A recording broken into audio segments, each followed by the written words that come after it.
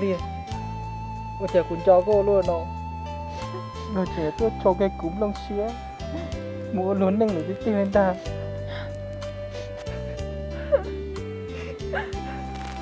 Cô không có ba cô, không có ba cô nữa.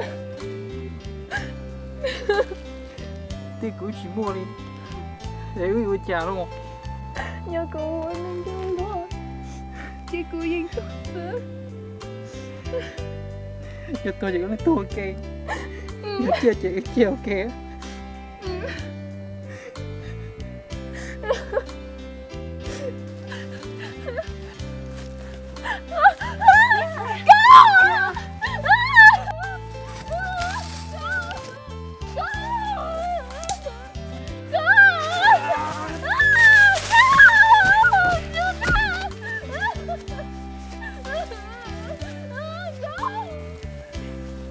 Gì?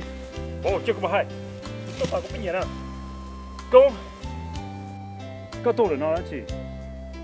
Có bao tiền lừa giờ lộ lên này. Tôi là giờ lộ lên cha. Có tôi nó sẽ chỉ tao cũng chưa một đi. Nên này, có hồ lý con à. Yo chỉ tao biết đừng chạy lên à. Giờ để chỉ sáng được cái nhiều. Ô, muốn bơ. Cú tôi muốn có lại. Ít đại đó. Tôi là đại hộ tử. Ồ.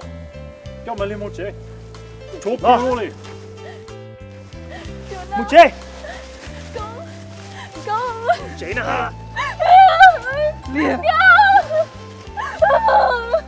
con Lia Lia